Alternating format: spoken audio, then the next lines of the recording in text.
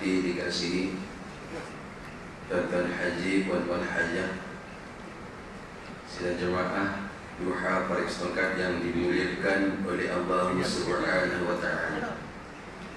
Alhamdulillah, thumma alhamdulillah, sedalam-dalam, tinggi-tinggi dan sebanyak-banyaknya kita rafahkan, kita panjatkan puji dan syukur kita ke hadrat Allah Subhanahu wa ta'ala, kerana dengan nikmat kurnia, taufiq, hidayah, inayah serta kasih sayangnya Allah Subhanahu wa ta'ala pada kita, maka hari ini kita dari insan terpilih, dipilih oleh Allah Subhanahu wa ta'ala, dan dalam keadaan kita dibantu oleh Allah meninggalkan perkara-perkara tak baik, dibantu oleh Allah dalam kita meninggalkan perkara maksiat, dan diizinkan oleh Allah Ta'ala berbuat perkara-perkara yang baik, diizinkan oleh Allah Ta'ala dalam berbuat taat.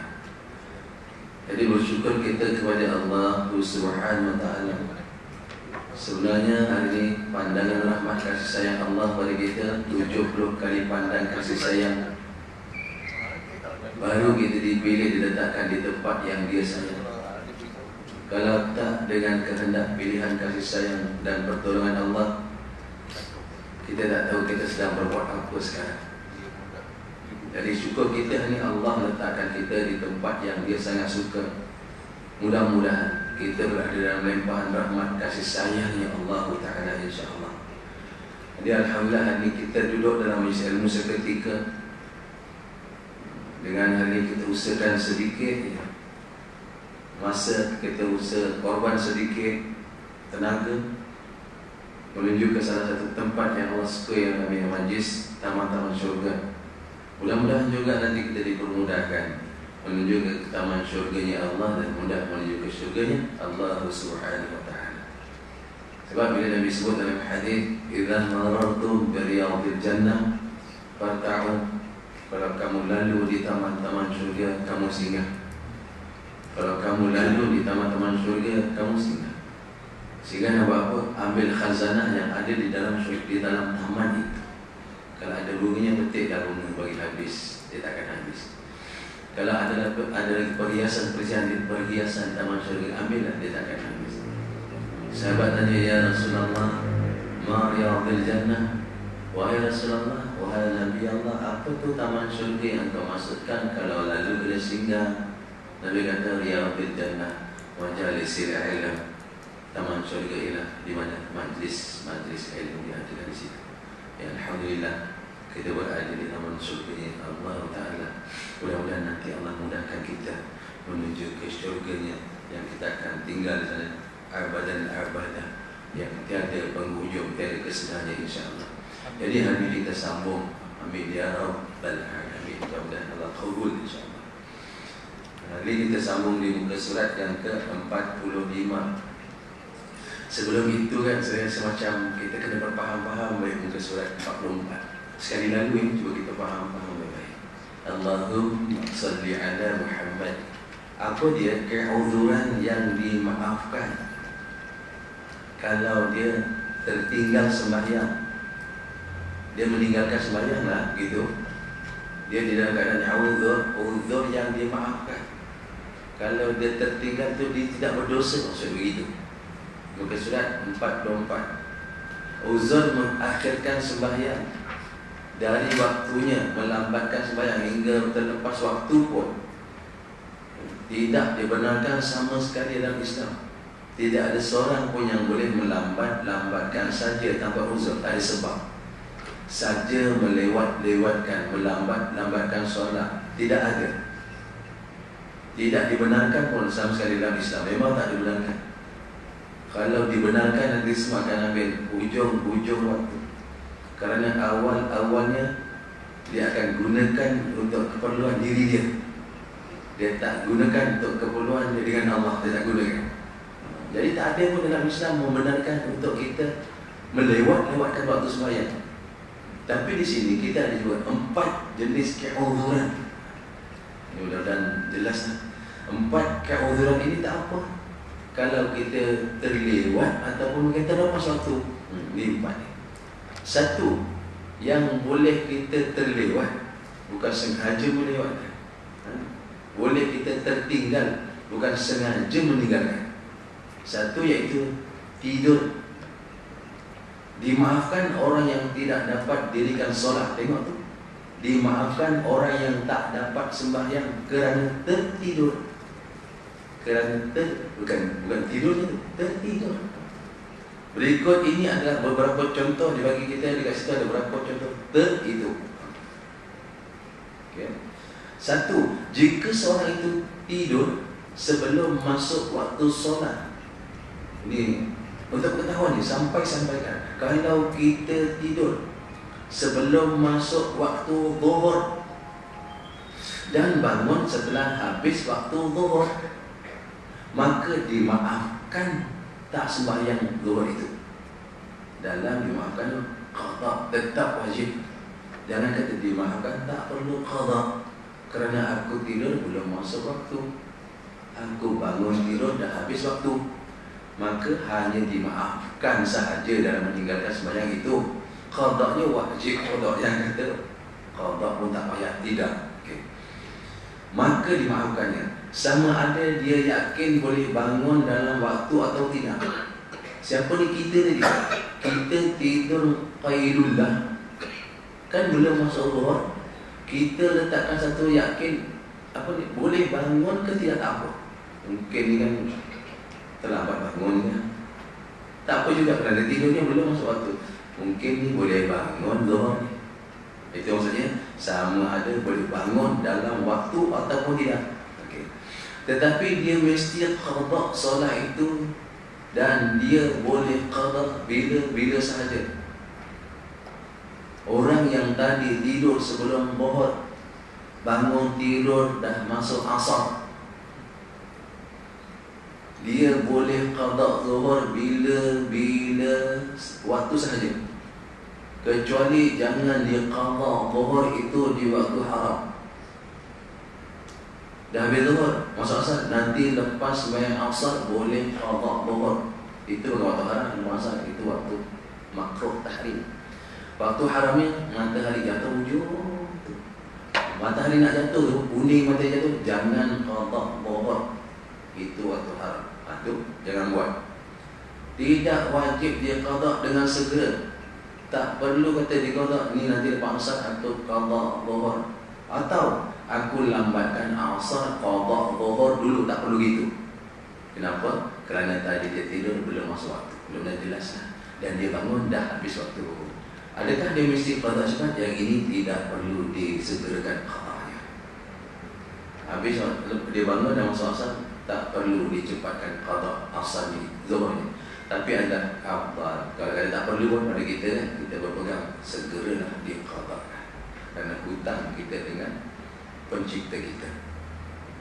Yang kedua, contohnya, jika dia tidur selepas, tadi sebelum, yang ini tidur dah lepas masuk waktu solat. Contohnya, dah azan zuhur dia tidur. Tidurlah sekejap. Dah azan zuhur, dah masuk zuhur. Okay. Dan dia sangka, dia zon, dia boleh bangun. Dan dia letakkan satu harapan, dan dia letakkan satu sangka dia, aku boleh bangun zuhur. Tidur dah masuk zuhur, aku boleh bangun ni. Hendaklah dia qada. Dan boleh bangun sebelum habis waktu zuhur itu. Tapi dia bangun selepas waktu zuhur habis, maka dimaafkan juga. Tandakan dia dimaafkan. Tidurnya dah masuk waktu, tapi ada sangka aku boleh bangun sebelum habis waktu, maka dia bangun dah terlepas waktu. Dia ni pun dimaafkan. Kenapa dimaafkan? Kerana dia tadi letak sangka aku boleh bangun. Ini hendaklah dia qada solat itu. Hukum mengqadanya adalah seperti yang disebut tadi dalam contoh pertama. Dan tak kira, tidak mesti disegerakan qadanya. Sama tadi. Jika dia bangun pada akhir waktu, tadi tidur dah masuk zuhur, dia sangka dia boleh bangun, memang betul pun dapat bangun, tapi lebih kurang dalam 2 minit. Dalam kitab ni dia kata 2 minit ni waktu kejar-kejar ni, nak bersuci lagi, nak teraurat lagi, nak pergi tempat sembahyang lagi, habis masa je tu 2 minit, kan? Jika bangun pada akhir waktu, tapi akhir waktu dah betul hujung zuhur, misalnya 2 minit lagi nak habis waktu solat, maka boleh dia teruskan tidur. Yang kita suka tu, wah dapat tidur 2 waktu yang main lagi, maka kita boleh terus tidur. Kenapa terus? Tapi dalam terus tidur itu, boleh terus tidur, afdal terus bangun. Lagi 2 minit nak habis zuhur, afdal terus bangun. Boleh terus tidur, afdal terus bangun. Buat apa? Buat persiapan untuk waktu yang kedua tu, ambil awal waktu taubat balik. Dan kita terus tidur tu tak apa, teruskan tidurnya. Kalau bagi alasan, kerana kalau dia bangun pun dia tidak dapat cukup waktu untuk sembahyang. Wudu baru diri takbir dan masuk waktu asar, itu pun diterima takbir dan sebagainya itu. Hukumnya adalah sama dengan orang yang meninggalkan sembahyang kerana uzur. Dan dalam hal seperti ini, afdal baginya menjamakkan solat yang ini. Tengok bawah tu, dalam kitab kita Syekh Umar Khatib kata, ini kalau dah bangun lambat, dikira dia ni uzur, sama dengan uzurnya orang musafir tu dikira uzur, maka dia bangun dah lagi 2 minit, niat jamak takhir. Tapi bagi kita berpegang, masih ada masa, boleh sempat bersuci, boleh sempat qiyam untuk takbir, teruskan sembahyang waktu itu. Ini dan dalam hal seperti ini tadi, bangun hujung waktu, lebih kurang 2 minit dah habis. Dalam kitab kita sebut afdal bagi kita menjamakkan solat dengan solat yang akan datang. Maksudnya zuhur dijamakkan dengan asar. Yang ini kan kita macam tak pernah jumpa ni kan, tak nak amal yang ini pun tak apa, dah alat lambat bangun. Jadi silakan siapkan diri untuk sembahyang dalam waktu yang masih ada, walaupun sedikit masa, tak berdosa. Dan andai kata siapa yang berpegang pada ini, dia nak menjamakkan, pegang baik-baik. Jamak ini mesti jamak tamam, bukan jamak qasar. Okey, andai kata dah tersak, dosa ke dia tadi? Tidurnya tadi dah masuk waktu, dan dia sangka memang aku boleh bangun, rupanya betul boleh bangun. Bangun dah hujung waktu. Jadi kita macam ragu ni, ayat ni, kitab ni. Tapi kalau siapa nak ikut ini pendapat sebahagian ulama fiqh.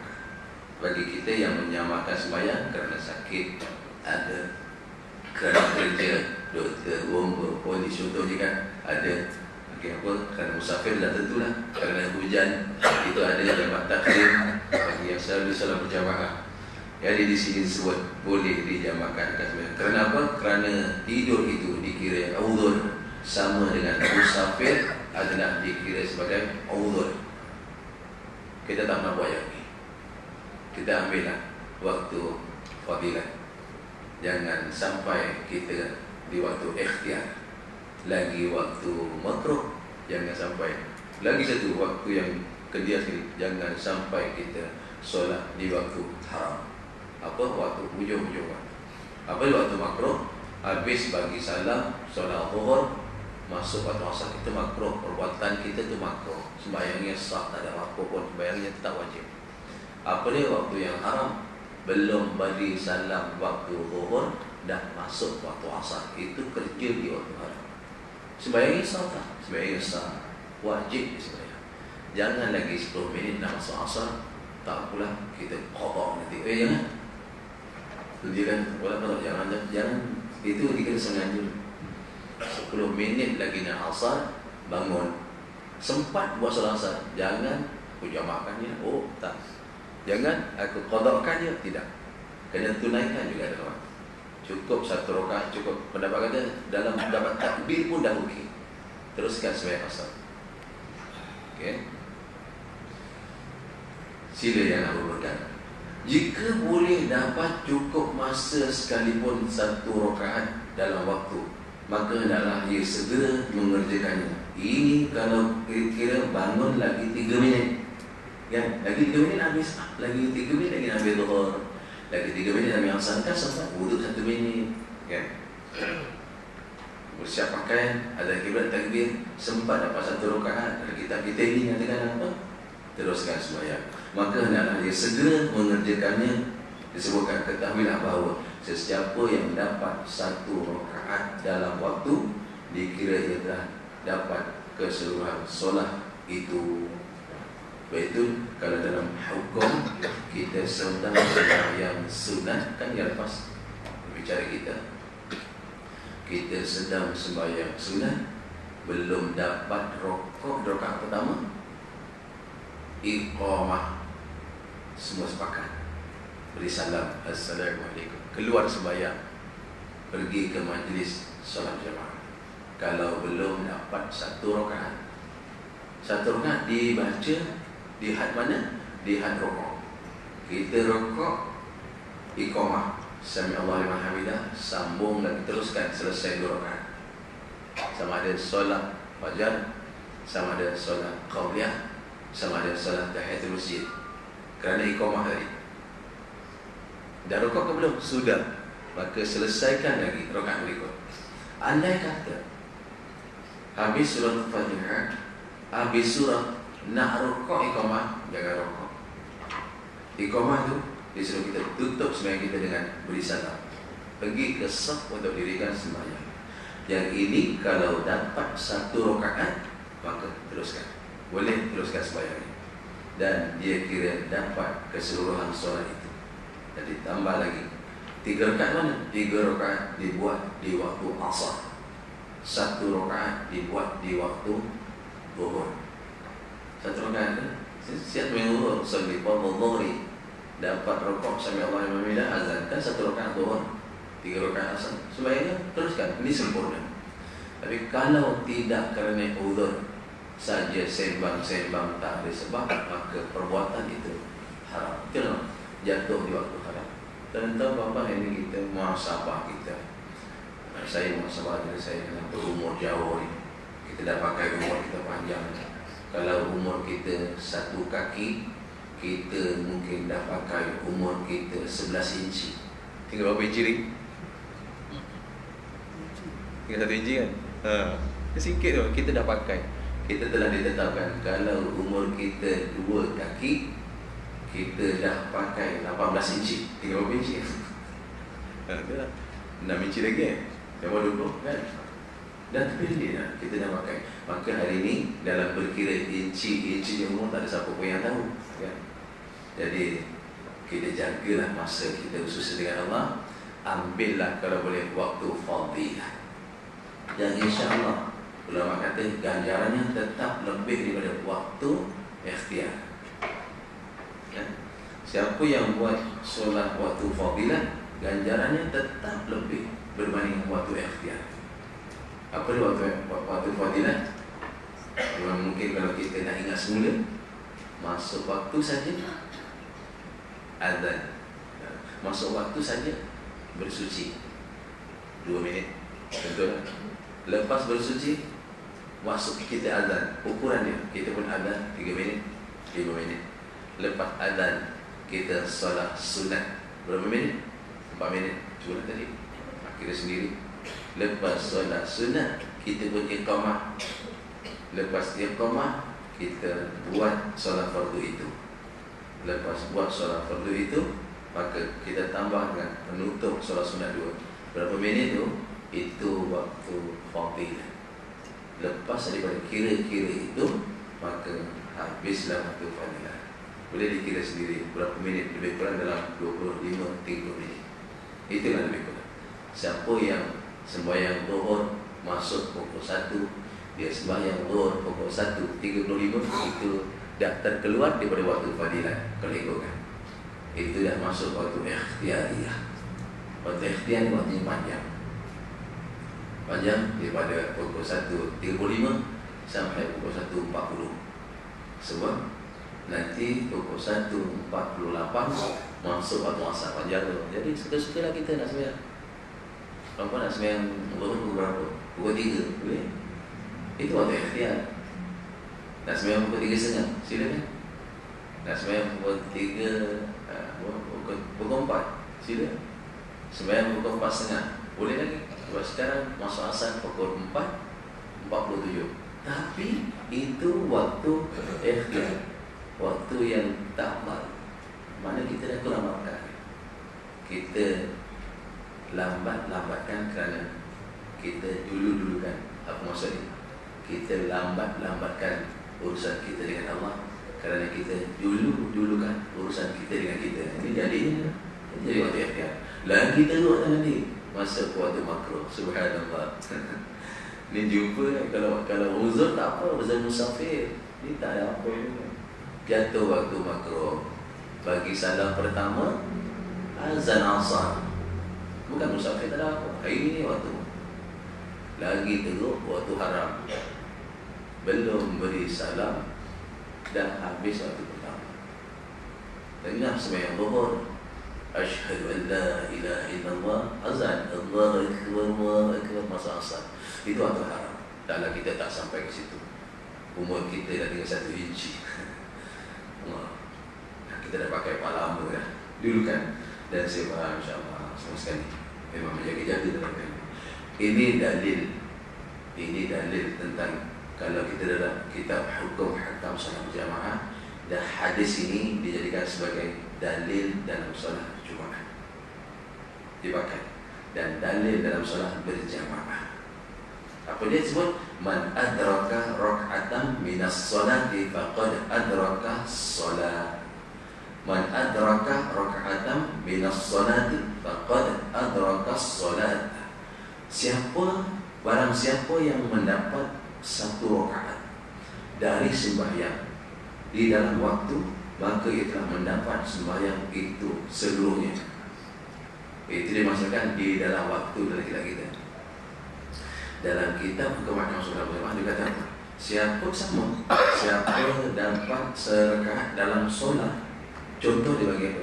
Dalam solat Jumaat, kita sebagai makmum solat Jumaat, kita datang sempat takbir dan kita dapat rukuk di rakaat kedua imam. Solat Jumaat, kita datang solat Jumaat, kita lambat masbuk, itu tidak 1 rakaat. Kita datang, kita takbir, kita dapat rukuk di rakaat kedua imam. Maka rukuk kita bersama imam itu, qadar tumakninah itu kita dapat 1 rakaat. Fatihah kita tak baca, yang wajib takbir kan. Takbir kita rukuk sama imam. Imam sami Allah, kita pun sami Allah. Kita dapat 1 rakaat. Ini man adraka rakaatan. Siapa dapat 1 rakaat min solat daripada sembahyang itu, faqad adraka solat. Namanya dia dapat sembahyang. Jadi tadi ni yang dalam kitab kita dia dalilkan untuk apa? Siapa dapat 1 rakaat zuhur, siapa dapat 1 rakaat zuhur, lagi 3 dalam asar. Dapat al-zuhur tu? Dapat. Okey. Siapa dapat rukuk di rakaat kedua imam solat Jumaat? Dia dapat Jumaat tu? Dapat. Nanti imam bagi salam, dia tambah berapa? Tambah 1. Okey, kerana dia dapat rukuk bersama imam di rakaat kedua.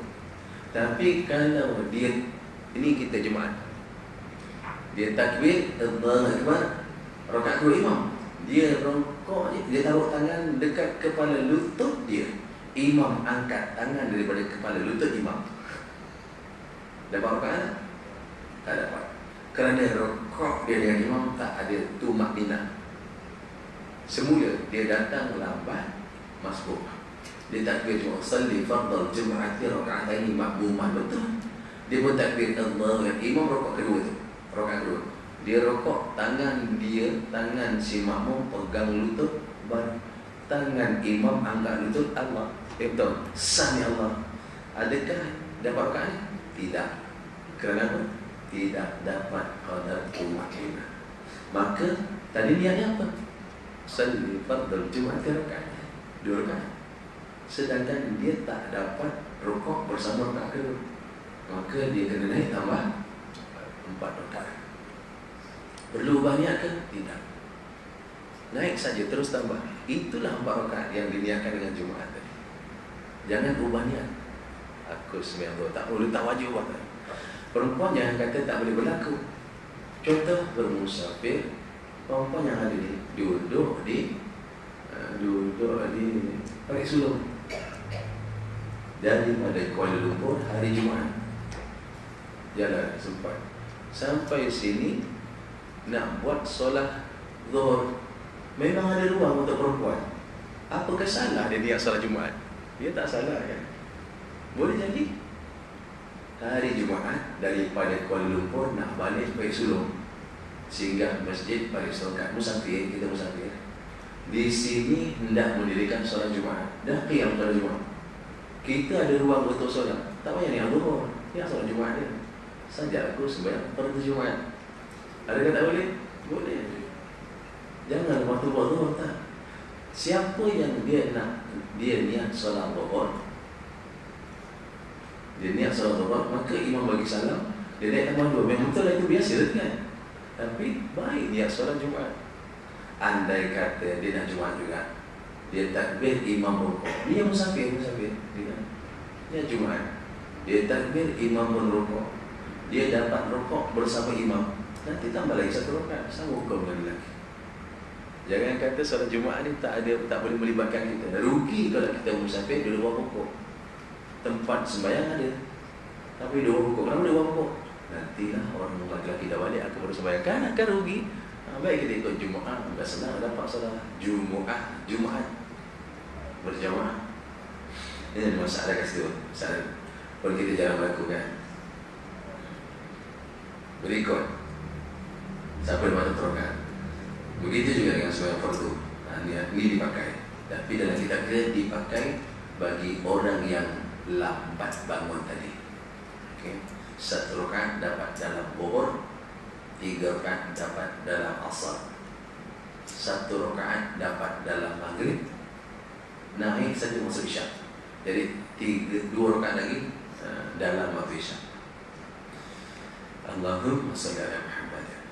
Jika dia tidur selepas masuk waktu, yang ketiga, pertama tadi tidur sebelum, yang kedua tidur lepas, yang ketiga contoh, jika dia tidur selepas masuk waktu solat, dah masuk Zuhur, dia tidur dan tahu dia tak boleh bangun dalam waktu itu. Memang tidurnya, kalau setakat diri muka dia memang tidurnya 4 jam.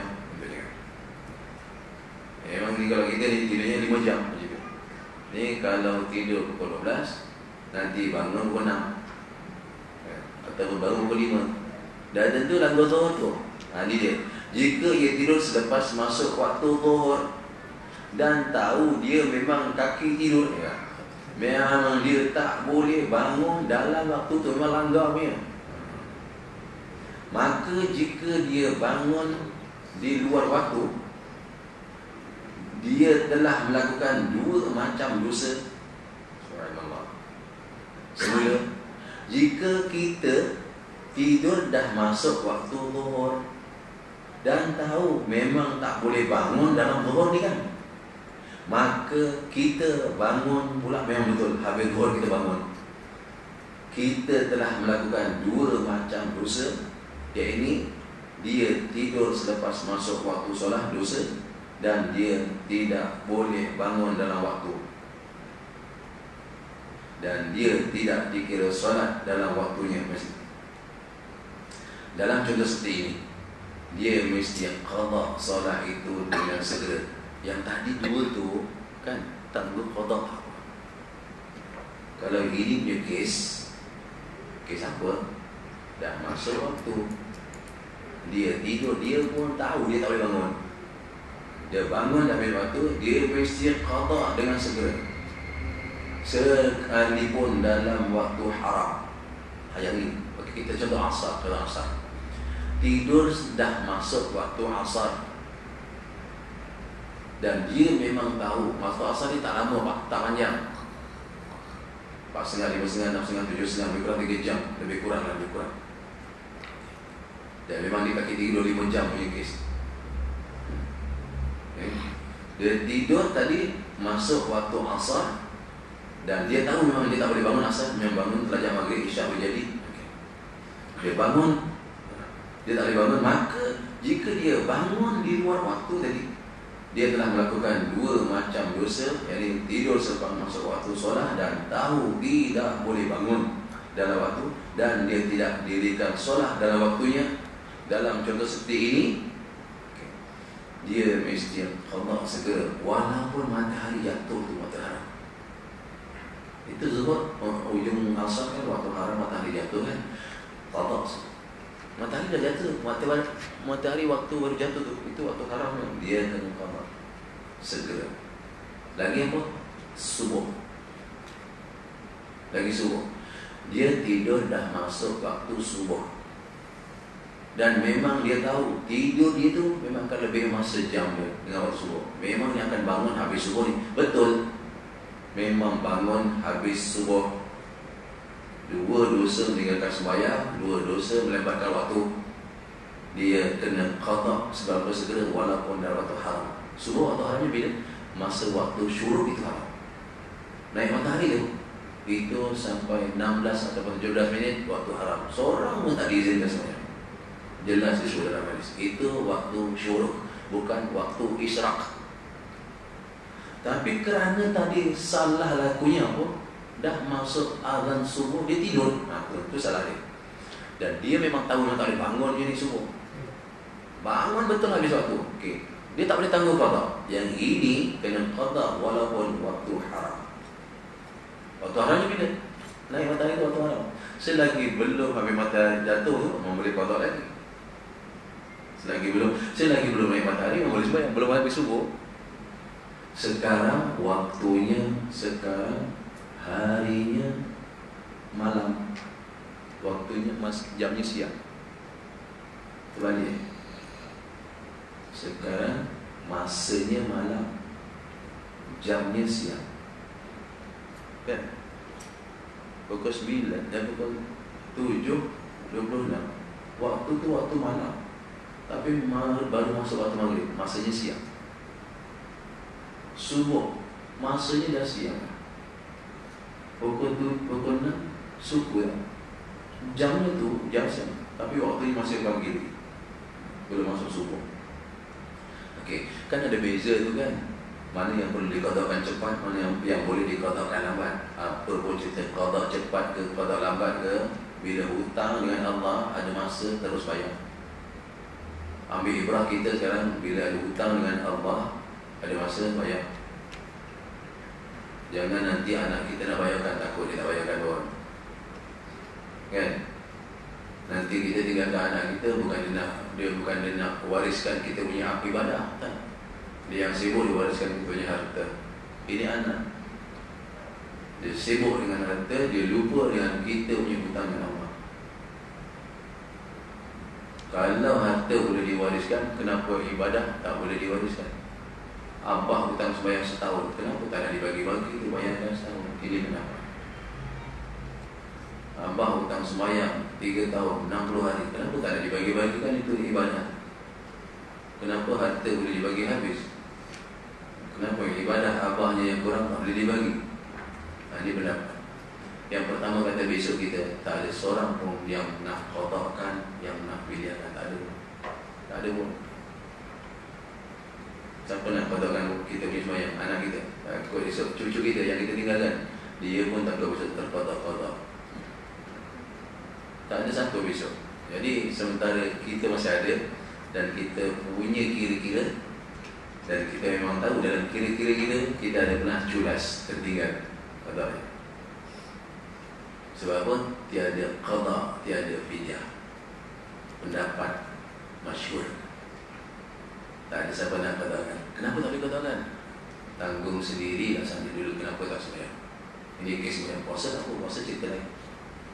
Pendapat kedua, ada qada, tak ada fidyah. Pendapat ketiga, tak ada qada. Pendapat pertama, tak ada qada, tak ada fidyah. Untuk sembahyang, untuk sembahyang. Pendapat kedua, ada qada, tak ada fidyah. Pendapat ketiga, ada fidyah, tak ada qada. Atau itu. Dua yang pendapat yang ada qada tak ada fidyah, kerana dia berijtihad. Ijtihad apa? Difidyahkan, bapa yang tak sembahyang dulu diqadakan. Kerana dia berijtihad, bapa tinggalkan harta banyak. Harta itu kenapa boleh dibagi-bagi oleh pewaris, tapi ibadah abah tinggalkan hutang banyak. Kenapa anak tak nak ambil lagi? Ini yang berijtihad macam itu. Namun pendapat yang masyhur yang kuat ialah tak ada qada anak, tak ada fidyah bagi mak bapak. Kalau ada pendapat berikut, tak. Hanya yang afdal, anak-anak, cucu-cucu banyakkan bersedekah, sampaikan ganjaran pahala sedekah pada mak bapak. Itu pendapat yang kata lebih afdal.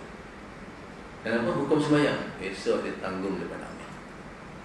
Tetapi anda kata kita jaga orang tua yang uzur, yang memang kita tahu perlakuan sembahyang kita rasa ada mungkin tak sembahyang, tak dapat sembahyang, sila diqadakan. Sebab ada juga pendapat mengatakan boleh diqadakan. Dia macam-macam pendapatnya. Tapi yang afdal lah tidak qada, tidak sembahyang bagi semati, sedekah banyak-banyak. Anak ni yang ditinggalkan ni bersedekah banyak-banyak, sampai ke ganjaran pahala kepada mak bapak. Itu lagi Allah sebagai topak mudah-mudahan pada hamba dia yang ada kurang-kurang yang ditinggalkan. Tugas siapa? Tugas kita. Untuk diri kita sekarang, kita bermuhasabah. Kalau saya ada hutang dengan Allah khususnya sembahyang, saya kena segerakan. Walaupun dalam kitab kita tak apa tangguh-tangguh, bukan tangguh-tangguh sampai 2-3 hari kan? Ini maksud tangguh tu kalau 1 hari, mungkin tangguhnya hari esok tu okey lagi. Ini bukan tangguh esok, tangguh 10 tahun esok. Tak pun nak jawab. Berikutnya, apakah perkara keuzuran yang dimaafkan kalau dia tertinggal sembahyang, dia meninggalkan sembahyang? Yang kedua, iaitu terlupa. Apa sebab dia boleh jadi lupa sembahyang? Makan tak lupa, makan tak nak lupa, sembahyang terlupa. Kalau Ramadan ni, lepas sembahyang subuh dah ingat makan, berbuka besok petang, punya tak lupa dia makan. Apa yang masak buka tu? Apa buka dia kata ni? Sembahyang asal lupa tu. Itu sure masak lupa sembahyang asal. Masuk maghrib, mungkin kasih kita masuk. Jika seseorang itu ada niat hendak mendirikan solat di dalam waktunya, kemudian kerana sibuk dengan kerja yang dibolehkan oleh syarak. Salah satu contoh yang dibolehkan kan, lepas bohong pergi kedai sampai rumah dia masuk asar, potong bawah, syuk lah, potong sawi, kopi udang ni orang nak buat mihon, berbuka, siap goreng azan maghrib, punya lupa tu dapat udang. Lama. Lupa tu tak dosa. Lupa tak dosa. Itu yang dibolehkan untuk persiapan dia. Jika seorang itu niat hendak mendirikan sembahyang, bukan tak ada niat, di dalam waktunya, niat nak sembahyang dalam waktu, kemudian kerana sibuk dengan kerjanya, kerja yang dibolehkan oleh syarat. Contoh, lupa dengan sebab berniaga, lupa dengan sebab bertani. Lagi apa? Nak bagi contoh. Lupa dengan sebab berkebun, itu yang dibolehkan. Dia bukan untuk nafkah sampai begitu teruk dah lupanya. Lupa dengan apa sebab? Dengan bertukang contohnya. Itu semua dibolehkan, keperluan. Itu yang dibolehkan. Tapi kalau boleh, jangan sampai lupa dengan sebab kerja. Kenapa jadi lupa? Kerana kebesaran dunia, iaitu kerja dan terpahat dekat hati. Maka sumpit kebesaran Allah yang dipahat kan, yang upah tu jatuh, kebesaran Allah keluar. Kebesaran dunia yang terpahat, dia akan meninggalkan besar. Opak itu kebesaran Allah bagi ibadat Subhanallah. Tapi jaranglah orang lupa kan. Dan dia pun terlupa mengerjakan sembahyang sehingga selesai waktu, maka dimaafkan. Wah, bagaimana? Kita lembut betul, maafkan juga. Tapi tak mungkin lah kita sampai pun. Kenapa lupa? Kerana kerja itu dipentingkan. Biasanya kerja yang mendahului kerja dia. Dan begitu dia kerja apa? Contohnya pengawal. Lupa pula dalam mengawal, lupa pula orang. Rupanya belum sembahyang zuhur. Dalam berkawal itu contohnya doktor dalam menguruskan pesakit. Lupa ni semua, lupa yang dimaafkan, ni semua dimaafkan. Boleh dia qada solat itu bila-bila sahaja di luar waktu haram.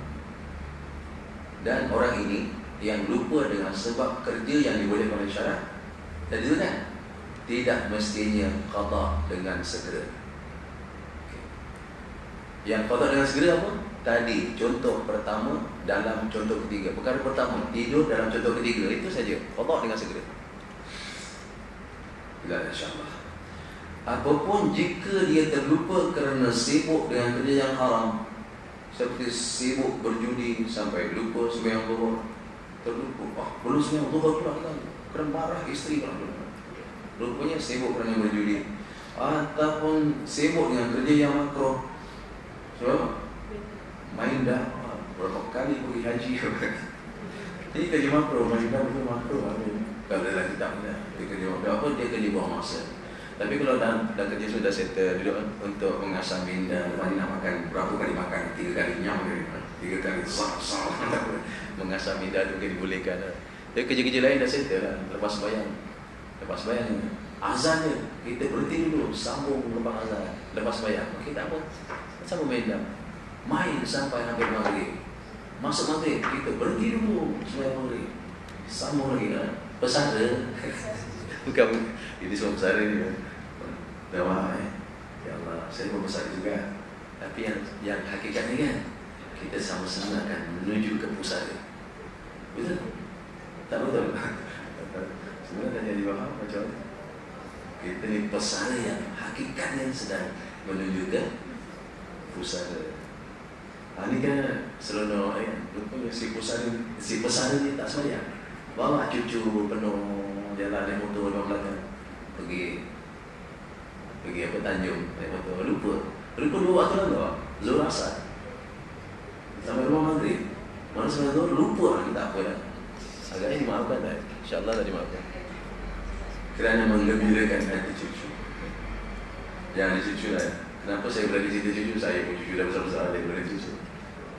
Yang tak ada cucu tu cepat-cepat dah cari dia dapatkan cucu. Okey.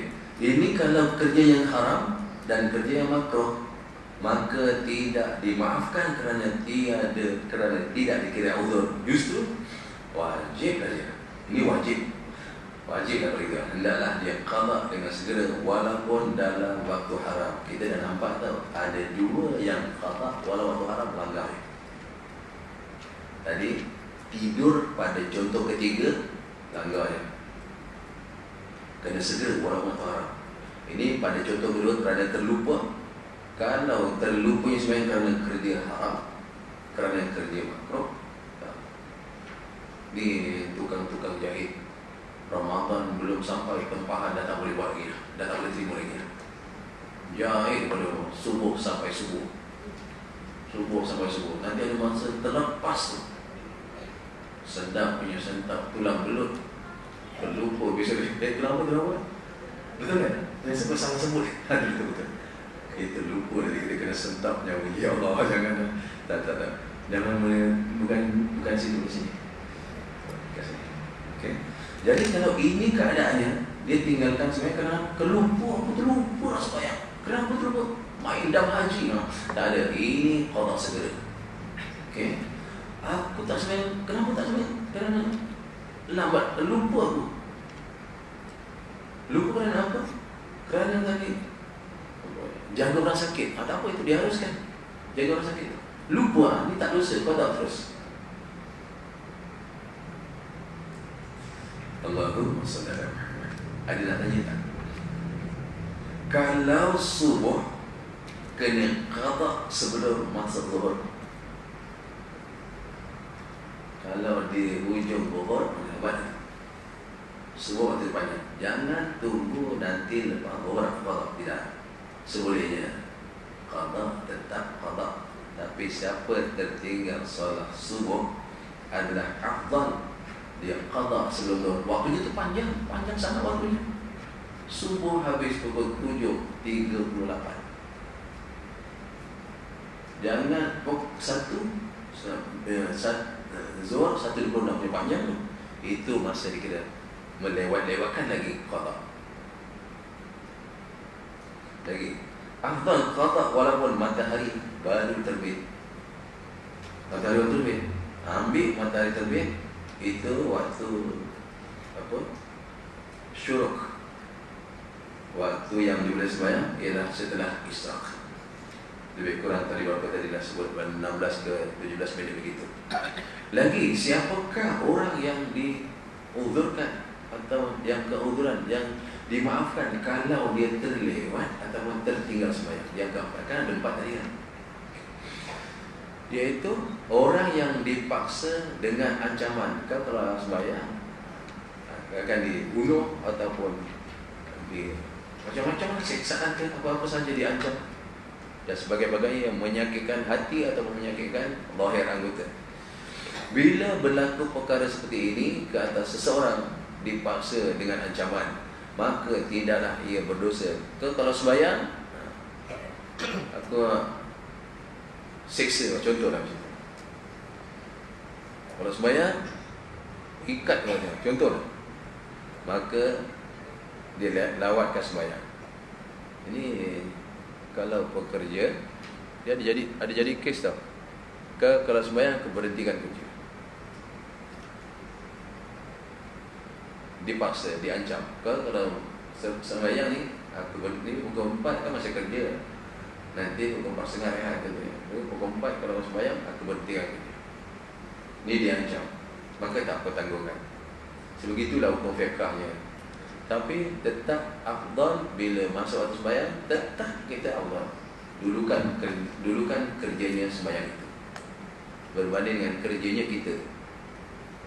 Dan dia boleh qada solatnya bila saja, bukan dengan segera yang ini. Ditandalah situ. Yang ini kalau kita dipaksa, samalah contoh dipaksa. Paksanya apa? Kerja aku kalau lepas sembahyang aku ikat 3 hari 3 malam. Lepas sembahyang aku cemeti kan? Kalau berlaku gitulah. Bila berlaku perkara seperti ini atas diri kita, maka tidaklah ia berdosa kalau meninggalkan sembahyang. Tetapi yang contoh dia dosa. Ini muka 86. Ini contoh dosa yang ni. Habis waktu asar pukul 7.16. Habis waktu asar masuk maghrib. Masuk waktu asar pukul 4.38. Pukul 5 dia nak sembahyang. Tuan dia ancam dia kalau sembahyang sebulan gaji potong kan? Jadi dalam keadaan itu tak apa, dia tak sembahyang. Bukan dia tinggalkan sembahyang tak, masa dia nanti panjang lagi petang. Pula dia tak sembahyang, ada tempoh 2 jam lagi sampai dia dah habis kerja. 2 jam tak sembahyang. Kenapa? Kalau aku sembahyang gaji aku dipotong. Itu tadi dia cerita. Jangan setiap kalian pun diambil alasan, ni pukul 7 ni kalau aku sembahyang asar ni gaji aku dipotong, pukul 7 dah tak kerja. Nak bersenang-senang, itu tak dikira. Pun tidak boleh berlaku. Orang ini kalau kerana paksa, maka dia boleh qada bila masa. Kalau ada hujung waktu sembahyang juga kerana dia diancam. Tak perlu dengan segera. Maksud dengan segera tu, kalau boleh jangan sampai tertinggal sehari semalam 5 waktu. Bentang boleh qada, bukan dengan segera nanti bulan depan baru qada. Dia qada apa? Nanti aku musafir, aku nak qada zuhur dan asar. Kenapa? Musafir boleh qada 2 rakaat. Wah, macam itu sekali. Tak boleh. Orang yang musafir, contohnya zuhur kan 4 kan dia boleh buat qasar. Dia tertinggal zuhur. Asar pun lalai lah, berkubah. Lebih kurang dalam 83 tahun berkubah kaporisnya. Daripada pukul 9 pagi sampai 7 petang. Kubah. Nak minta panjang umur. Jadi rupanya ingat matahari baru nak naik, rupanya matahari tenggelam. Bohong tak semuanya, asal tak semuanya. Lepas saya maghrib, dia boleh kata lalai tadi, dia kata boleh qada zuhur 2 rakaat, boleh qada asar 2 rakaat. Kenapa? Kerana dia melakukan perkara meninggalkan sembahyang dalam musafir. Okay? Tapi dia tak bayar ni. Nanti balik dekat rumah, dia buat zuhur 2 rakaat, dia qada. Nanti sampai rumah pukul 2 pagi ni, punya show lah. Dia mengqada zuhur 2 rakaat, dia qada asar 2 rakaat. Pendapat kata ini 2 rakaat jadi sebagai solat nafilah bagi dia. Qada ini tak terangkan. Kenapa? Dia qada 2 rakaat. Bila balik kampung, dia kena qada 4-4. Pasal pula tadi aku tinggalkan boleh 2-2? Tidak. Bila dah balik kampung, 4-4. Begitu juga di kampung qada sembahyang. Aku nak bayar hutang nanti dah masa musafir, boleh buat 2-2. Wah, tak.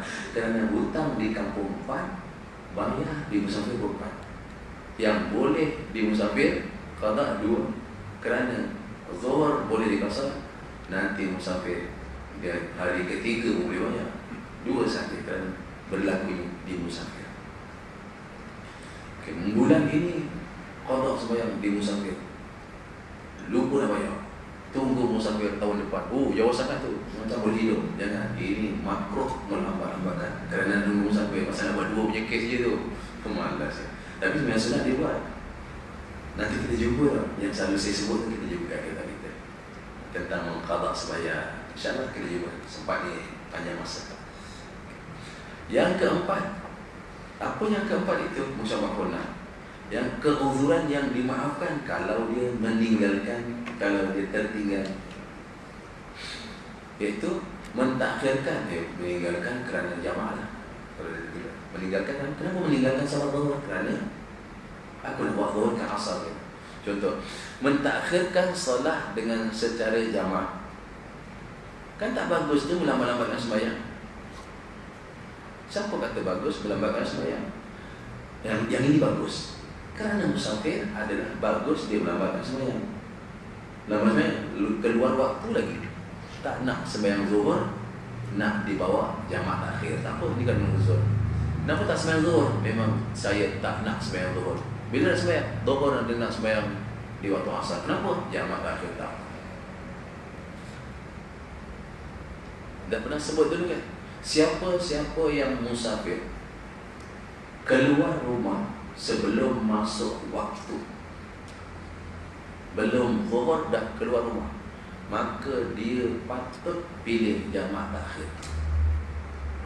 Zuhur tak sembahyang, bawa asar. Kerana keluar rumah belum masuk zuhur, jamaah dia jamaah takhir. Siapa yang keluar rumah dah masuk zuhur adalah afdal bagi dia jamaah takhir daripada parit setongkat nak keluar ke parit sebelah, parit 2 tongkat. Kan beza kan? Okey, dia keluar kampung ke parit 2 tongkat, nak terus jalan tu, adakah dah masuk zuhur? Belum. Kalau belum, afdal jamaah kat rumpun, jamaah zuhur asar. Sebab dia keluar kawasan kampung dia tu, di kampung setongkat ke 2 tongkat, belum zuhur, afdal jamaah takhir. Boleh nak jamaah takhir? Boleh, tapi tak apa. Tapi kalau masih duduk di parit setongkat, azan zuhur, masuk zuhur, baru sibuk keluar sampai ke 2 tongkat, macam keluar kampung, maka ini di kampung 2 tongkat jamaah takhir. Pilihan. Jelas tak? Siapa keluar kampung dia dah masuk waktu baru keluar, jamaah apa? Jamaah takhir. Maka asar bawa zuhur kerana dia keluar dah masuk waktu. Jangan dijamaahkan kat rumah. Itu namanya jamaah takyah. Sedap-sedap nak jamaah kat rumah. Belum nama musafir, belum dijamaah. Kecuali ada halan yang tadi sebutnya sakit, dia hujungkan waktu. Okay. Ini kena ambil kira juga tu. Nak pergi Kuala Lumpur belum masuk waktu zuhur, boleh tak jamak takdim? Boleh, tapi afdal lah, tak afdal. Nak pergi Kuala Lumpur, keluar daripada kampung belum masuk zuhur, boleh tak di tengah jalan sembahyang jamak takdim asal bawa ke zuhur? Boleh, tapi tak afdal. Kenapa tak afdal? Tadi kan keluar rumah belum masuk waktu, maka jamak akhir. Ya. Okey. Sekarang nak pergi Kuala Lumpur, dah azan baru keluar. Okey. Boleh tak? Tak nak sembahyang zuhur, aku nak buat asar? Boleh, tapi tak afdal. Afdalnya asar bawa zuhur, kerana keluar rumah dah masuk waktu. Jangan macam itu. Lagi satu yang kita musafir, lagi satu kita selalu main buat, boleh buat, dia tak ada masalah, tapi segi afdal. Kita bermusafir sekarang dua marhalah. Fatwa kan 81 km kan, dulu 91 tak? 81. Kita nak kena tahu tempat tu dulu. Dah tahu, saya kalau pergi ke Keluang 91 km, dah tahu. Maka dalam perjalanan kita bolehlah jamak pasal tak kira. Tapi kalau kita pergi satu tempat, entah berapa km ni? Lebih kurang 100 sudah sampai 40 km. Jadi kalau kita tak tahu perjalanan berapa jauh, kita kena sampai dulu. Oh betul lah 81 km, baru boleh bermula. Tapi kalau tak tahu, jangan buat kat jalan. Sepatutnya kita dah boleh buat kat jalan. Kenapa? Kita dah tahu jarak itu memang kita sampai 81. Sekarang kita tak tahu, tak agak-agak. Tidak, kena tahu ukuran sampai baru boleh bermula jamak asar. Jangan kata tak boleh jamak asar dalam perjalanan. Boleh kan? Boleh. Tapi tahu tak yang kita nak sampai tu berapa km? Tak tahu. Maka kalau tahu, tak tahu, jangan buat. Kita tahu saja sampai. Maka kita nak pergi ke Johor Bahru. Kita tak tahu berapa km Johor Bahru dengan Muar ni. Kita tak tahu. Kita agak-agak, tak boleh agak. Kita kena tahu jarak tu. Oh, sampai sana 210 km. Dalam mula keluar kampung, jamak pasar. Okey. Tapi bila tempat tu kita tak tahu. Nak pergi mana? Pergi Ranggam. Ranggam ni berapa tak tahu. Bila kita jalan, rupanya tempat kita pergi tu lebih 91. Di lebih tu lah baru boleh mulanya jamak pasar. Kerana tak tahu. Okay. Nah, tadi nak sebut, bila kita bermusafir kan bisa kita qasar. Okay. Jamak dalam masalah uzur tadi ni lah yang melambatkan sembahyang.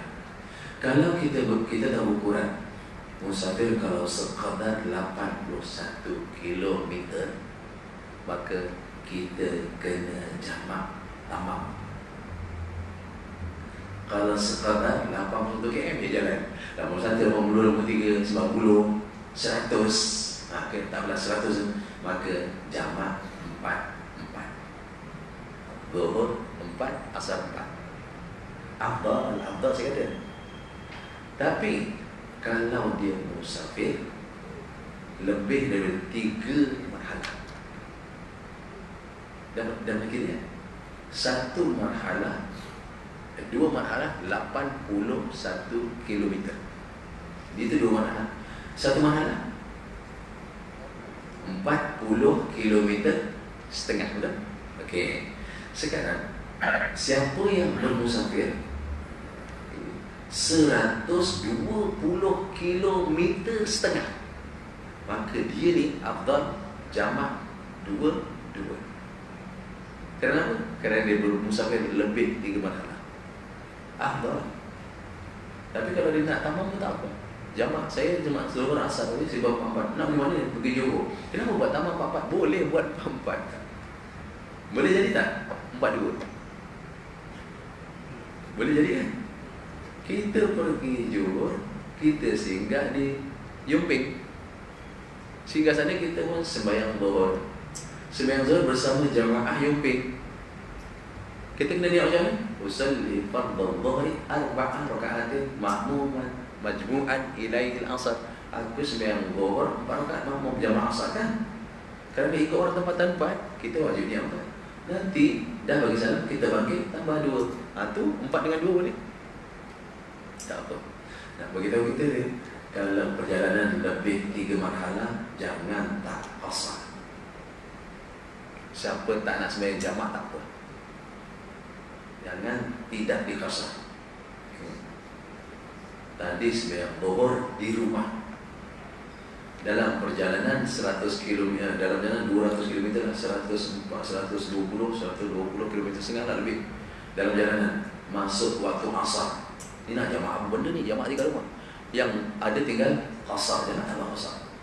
Buat je saja aku sembahyang asar qasar. Jangan tak buat. Qasar ni dalam Quran. Dalam Quran itu, sekali kamu bermusafir, kamu qasar. Tapi ada afdal di qasarnya itu. Dan nak tanya tak? Jelas saudara rasa kat situ. Okay. Mana ni?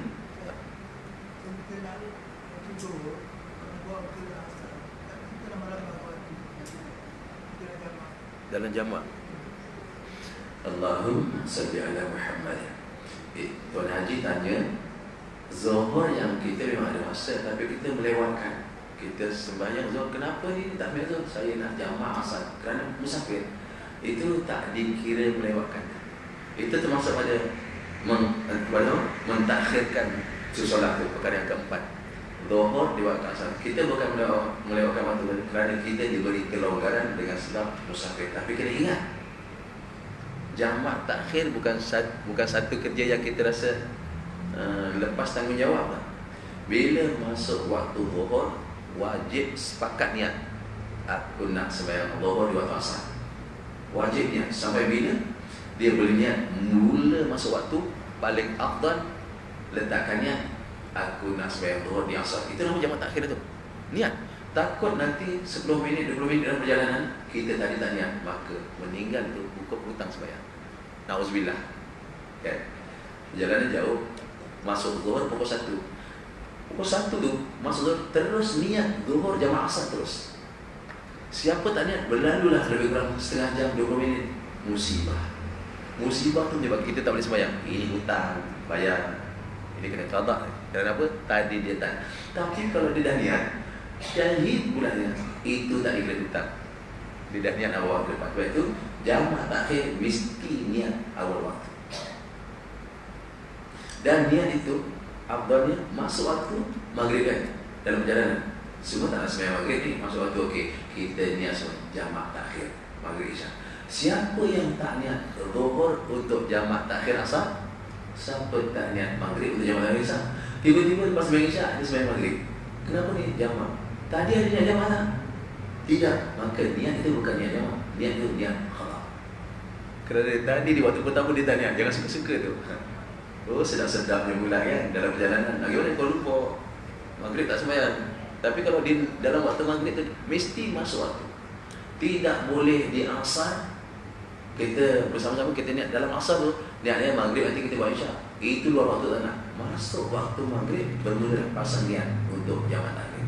Siapa yang tak pasang niat sampai habis waktu maghrib, dia tak meniatkan, qadar 2 minit tu ada tu, dia tak meniatkan, maka nanti lepas isya bukan jamak maghrib tapi qada maghrib. Begitu juga dengan zuhur. Dalam perjalanan zuhur, tak nak sembahyang zuhur, kena niat zuhur nak bawa asar, niat dalam waktu zuhur. Kalau dia tak niat dalam waktu zuhur, lepas sembahyang asar dia sembahyang zuhur, niat jamak, tak, sembahyang asarnya sah, sembahyang zuhurnya tidak. Dia zuhur itu zuhur qada namanya, niat qada. Kerana tadi dia tidak niat dalam waktu zuhur. Okey. Dia tak dikira melambatkan. Ada lagi sebelah mana? Pak nak tanya sikit tak apa. Nanti kalau tanya, kau sikit.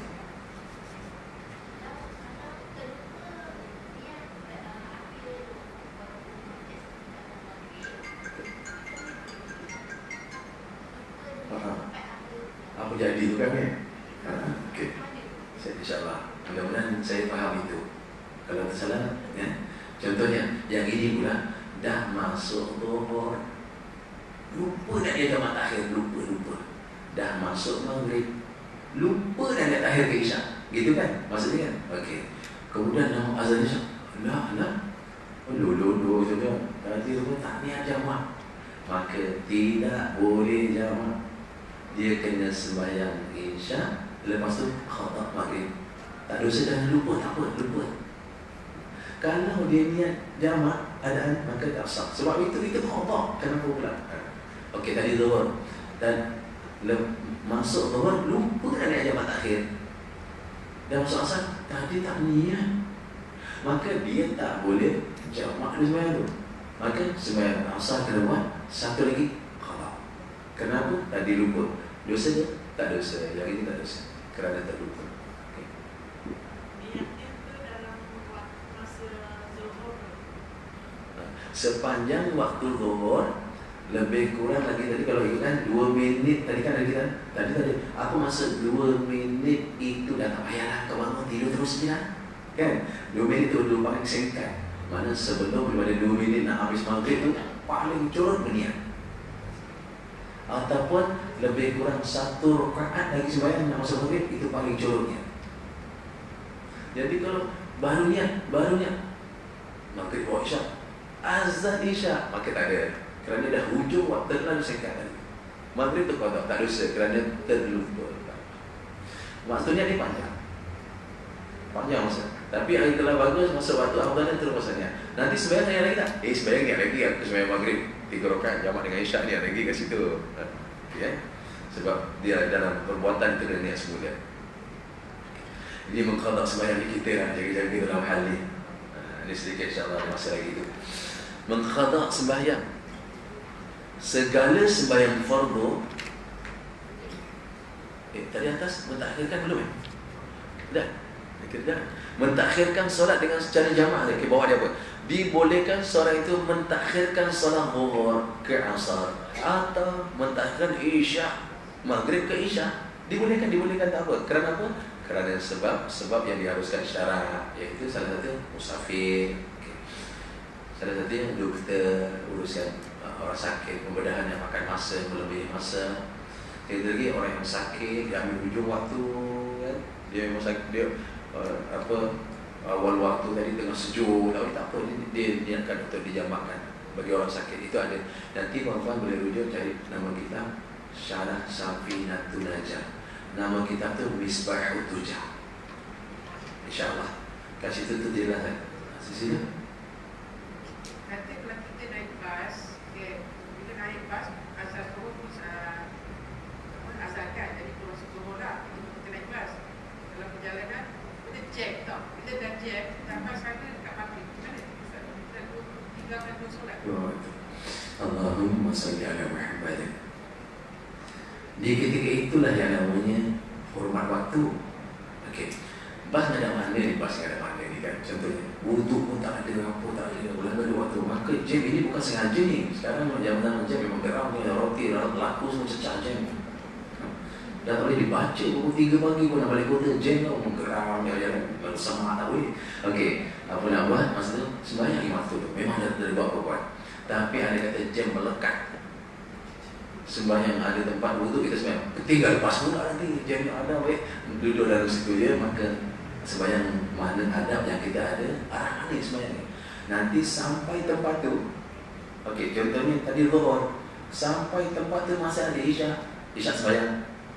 Okey, maghrib, asar, zuhur, qada. Tak dosa pun. Nah, ini bukan kita sengaja melewat. Tak boleh dikasarkan lah. Boleh berjamaah tadi, jamaahkan satu-satu. Tapi dalam sembahyang tu kosong ni. Tak ada jamaah qada. Kosong lagi. Sebab kita hutang dalam musafir. Tadi kan zuhur kita dalam musafir kan. Nanti kau tak buat dua je. Okey, asar tadi dalam musafir, buat dua saja. Maghrib dalam musafir, buat 1.5 boleh. Tak boleh buat 3. Buat 3 selesai. Okey, yang isyak memang kita buat dua lah sebab dalam musafir. Yang tertinggal tu tadi dengan sebab hormat waktu. Nanti bayar. Andai kata dalam kita hormat waktu adalah musibah yang tak apa menyebabkan hilang kita di dunia ni. Yang tadi tu sembahyang hormat waktu, ada kiblat pun tidak, wuduk pun tidak, Allah terima. Kerana kita buat. Di kita lah pakai waktu. Bukan sekarang sedang duduk atau bumbung megang-megang hormat waktu senyap. Itu tak dikira. Jadi yang ini nanti kalau itu tak qada segera, kita bayar dekat rumah, kat kampung, balik kampung. Kita bayar Zuhur 2, Asar 2, Isyak 2 boleh? Tak boleh, sebab dah balik kampung kita bayar 4. Yang hutangnya di musafir diselesaikan di musafir, boleh dikasar. Yang hutangnya di musafir dibayar di kampung, tak boleh kasar. Yang hutangnya di kampung dibayar di musafir, boleh kasar tak? Tak boleh kasar, kerana hutangnya di ketika di tamam. Allah Alam. Segala salat fardu yang ditinggalkan sama ada dengan sengaja atau tidak, wajib qada. Kerana meninggalkan sembahyang diibaratkan seperti orang berhutang yang wajib dibayar kepada Allah, mesti bayar. Jangan tak bayar. Sebab apa? Tentang yang lepas semua rasa dah buat kira-kira, kan? Kira-kira tentang qada satu sembahyang. Ini qada yang dibayar. Ini bukan qada tak bayar saudara. Ini qada bayar. Kalau kita qada tak bayar, apa nama kata Nabi? Man taraka solah, siapa tinggalkan satu sembahyang, bukan setahun, bukan sehari. Sehari terima. Siapa tinggalkan satu sembahyang, kita ambil dua. Man taraka solah, siapa tinggalkan satu sembahyang, hatta madha waktuha, dia tinggalkan tu sampai dah terlanjak waktu, kerana dia tahu, thumma qada, kemudian dia qada. Adakah dia lepas? Istighfar banyak-banyak kalau dah qada. Udhiba fina adaba, udhiba, dia kena azabnya. Kenapa? Sengaja dia tadi. Tak sengaja lupa tu kes cerita kita baca di 4 ni, habis cerita. Ini sengaja punya kes. Udhiba fina, dia kena ada dalam kata hukum. Hukum haqqaq wa ba'd. Apa ni hukum? Hukum ni hukuman thamanuna sanatan.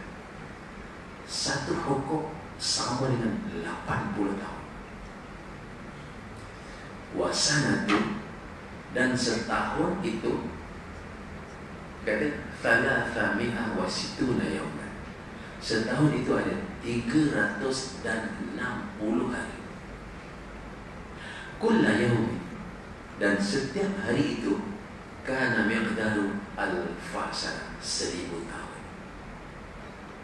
Kalau kita tak jelas macam ini, orang yang tinggal satu waktu sengaja ni main ini, kemudian dia tahu tu dia qada, dia istighfar banyak-banyak, mudah-mudahan Allah tak terima lah, Allah tak ampunkan, Allah akan azab. Dia kata azab berapa lama?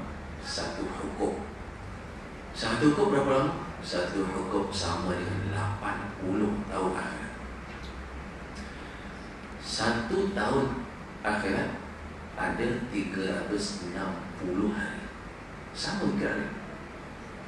Satu hari itu ada 1000 tahun dunia. Bila nak habis, ya Allah. Ini namanya sembahyang. Sebab itu dalam hadis lain disebut sembahyang macam kepala pada badan. As-salatu karra'si fil jasad. Tak ada sembahyang macam tak ada kepala. Sembahyang as-salatu imadah. Apa imad? Tiang. Nabi kata as-salatu imadu din. Sembahyang tu tiang agama. Man hadama as-salat, siapa robohkan sembahyang, dia tak sembahyang, faqad hadama din, dia robohkan agama rata. Nah, kira-kira macam ini. Nanti kita nampak satu waktu dia qada, dia kena azab. Satu hukum kita keluarkan sampai 80 tahun. Hari ini pagi ni kita bukan ambil 80 tahun, kita ambil yang setahun. 79 jangan kira dulu. Okey, 79 jangan kira dulu, kita ambil yang setahun dulu. Setahun tu ada 360 hari. 359 jangan kira dulu, kita ambil satu hari dulu. Satu hari itu nanti yang kita tak ada 1000 tahun dunia. Itu satu sembahyang. Belum 2 hari. Bukan belum 2 hari sembahyang, bukan. Belum 2 hari, belum 3 hari. Jadi qada tetap qada, istighfar banyak-banyak. Mudah-mudahan Allah ampuni perkara kita yang kita buat. Kita sangka Allah ampun, Allah tunggu kita punya taubat, Allah tunggu. Suka yang kalau kita bertaubat, ya Allah, ya. Dia tunggu kita tu.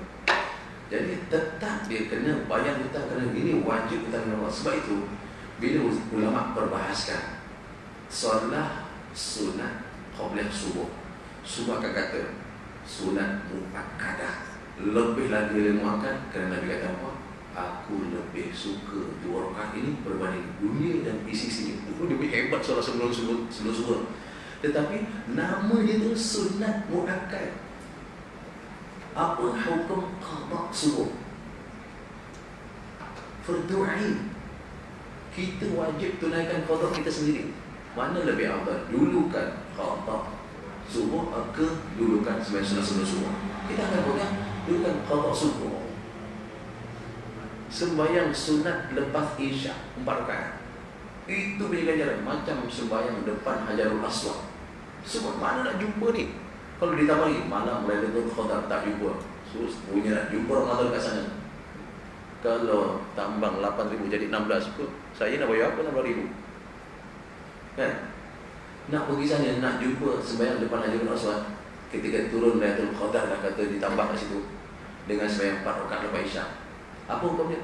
Sunat sembahyang 4 rakaat lepas isyak. Sunat kan? Kalau kita kata 2 rakaat itu sunat muakkad. Sunat dituntut.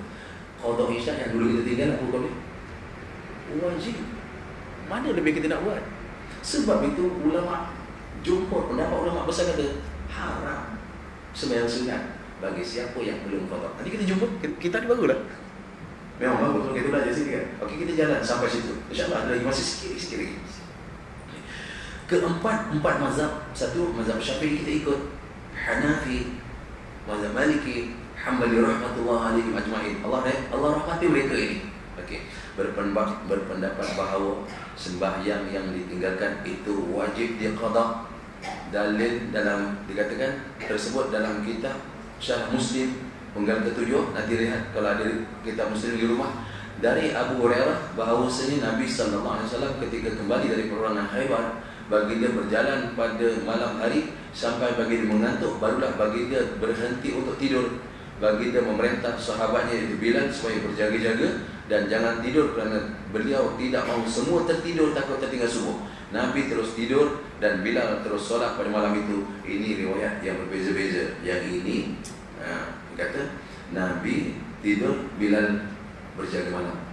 Dalam riwayat yang lain sama-sama tidur. Bilal kata tak apa tidur, aku boleh jagakan malam ini. Tapi setelah fajar hampir menyingsing, Bilal terasa ngantuk, beliau pun bersandar pada kenderaan, pada untanya, lalu tertidur. Maka Rasulullah dan sahabat-sahabat kata, maka Rasulullah dan sahabat-sahabat mana tempat ni? Okay. Begitu juga Bilal yang disuruh berjaga-jaga dibangunkan oleh matahari yang sudah meninggi dan subuh sudah luput. Akan semua sekali habis subuh. Betul kan? Adakah mereka berdosa? Tidaklah. Ini berlaku bukan apa? Kata Nabi pun lupa juga apa? Tak boleh, tidak. Ini untuk panduan kita sebagai umat. Kalau berlaku ini apa kita nak buat ni? Ini dah ditunjukkan. Okay. Rasulullah SAW yang mula-mula terbangun, baginda sangat rusing, lalu berkata kepada Bilal, wahai Bilal, bagaimana ni? Tadi kata orang nak jagakan. Kata Bilal, saya tertidur ya Rasulullah. Saya tidak kuat menahan mata saya. Jawab Bilal. Bilal tak pernah membangun lewat. Subuh sudah saya dijaga dan saya menjagakan kau waktu sembahyang. Belum sampai lah. Lalu Nabi memerintahkan ke semua sahabatnya berangkat menaiki unta, teruskan perjalanan tidak jauh dari tempat itu. Tak nak sampai ke situ lah. Begitu berhenti langsung berwuduk, memerintah kepada Bilal supaya iqamah. Dan dalam hadis yang lain, kita juga dalam kemakam salat berjamaah, Nabi kata Bilal kau azan, kemudian iqamah, dan kemudian Nabi mendirikan sembahyang subuh bersama-sama mereka mengqadha salat yang luput itu. Setelah selesai mengqadha salat, Nabi kata apa? Barang siapa keluputan solat, barang siapa tertinggal solat, maka hendaklah ia qadha solatnya itu apabila ia teringat. Kerana Allah berfirman, dirikanlah solat untuk mengingatku. Wallahu a'lam bishawab. InsyaAllah nanti dekat situ kita akan sambung lagi pada mengqadha solat. Ada panjang lagi yang selalu kita bicarakan. Boleh tak nak sembahyang sunat? Nanti kita akan jumpa lagi. Jadi insyaAllah mudah-mudahan duduk kita majlis ilmu seketika kita berjual beli masa kita dengan Allah. Nanti Allah bayar dengan ganjaran surga insyaAllah. Dan mudah-mudahan berkat dulu saya sebut dengan rahmat kasih sayang Allah. Mudah-mudahan siapa-siapa yang sakit saya sebutkan mudah-mudahan sembuh, boleh sembuh. Siapa-siapa yang lama cari ubat atau berubat, Allah Ta'ala jumpakan ubat insyaAllah. Siapa-siapa yang dia kadang-kadang sempit, susah, Allah Ta'ala permudahkan kehidupannya. Dan siapa yang ada hajat, Allah Ta'ala sebutkan hajatnya insyaAllah. Dan insyaAllah siapa yang ada salah, ada dosa, dia diampuni dan mak bapak juga diampuni oleh Allah SWT insyaAllah. Aku lihat ada subhanakallahumma wa bihamdika asyhadu an la ilaha illa anta astaghfiruka wa atubu ilaik. Bismillahirrahmanirrahim. Wal 'ashr innal insana lafi khusr illa alladhina amanu wa 'amilus salihati wa tawassaw bil haqqi wa tawassaw bis sabr. Naqulu qawli hadha wa nastaghfirullaha al-'azim li wa lakum wa billahi taufiq wal hidayah. Assalamualaikum warahmatullahi wabarakatuh. InsyaAllah minggu depan kita dipanjang-panjangkan untuk solat tasbih. Mudah-mudahan kita dapat bermanfaat. Nah, habis-habis Syaban ni. Assalamualaikum warahmatullahi wabarakatuh.